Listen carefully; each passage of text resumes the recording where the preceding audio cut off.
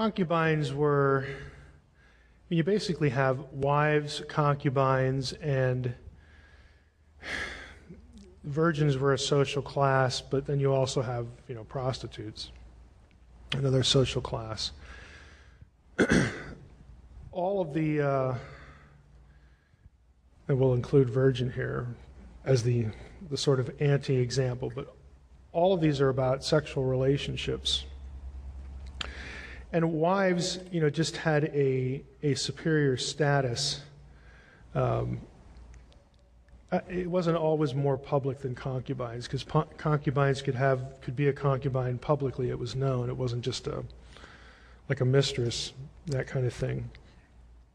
But within the culture, the differentiation between a wife and a concubine was really about status within the clan and sort of a social pecking order in terms of the prioritization of the status of children as well. So you could have a concubine that wasn't technically your wife. You didn't go through the same sort of ceremonies and that sort of thing. I mean, it was a known status. And that was permissible in a patriarchal culture. There's a little bit of confusion because there's a couple places in Scripture, the sort of the leading example is Keturah, where she is called both a wife and a concubine. This is one of Abraham's women, wife or concubine. So it could be evidence that the term at one time socially overlapped. It would be difficult to determine when that particular time period was, because that gets involved into the authorship of the Pentateuch issue, which is a really big issue. But it could also refer to sort of different periods of status. She could have started out as a concubine, and then for circumstances we don't know, Abraham decided to formalize the relationship in such a way that she was looked upon as a wife. And it's not really clear what, in that case, where the terminology overlaps, what precisely is going on. But there was a family distinction, there was a social distinction. It wasn't scandalous. It was scandalous if you, again, took someone who was betrothed or someone else's wife in adultery and that sort of thing, or visited a prostitute. I mean, those were social scandals. But within patriarchal culture, there were sexual relationships that could be had at different levels, within the culture that was socially acceptable. I'm a big believer that the Bible does not give us a culture. The Bible presents a culture. It is what it is because the people writing it were of a certain time period, and they were writing about people in that time period. The Bible doesn't mandate that we do polygamy. It didn't mandate polygamy then. It just said, well, we have polygamy. And so there's a law or two in the Torah that say, well, if a person has two wives, then you do this and that and the other thing, that kind of thing.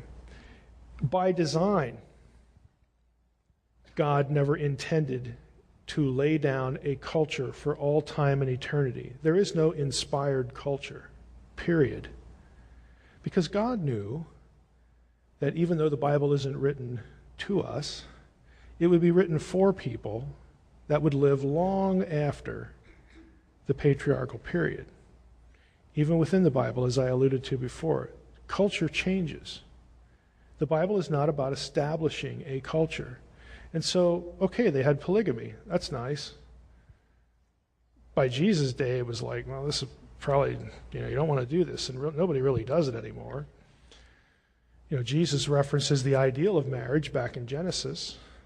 Again, in the beginning, you didn't have polygamy either.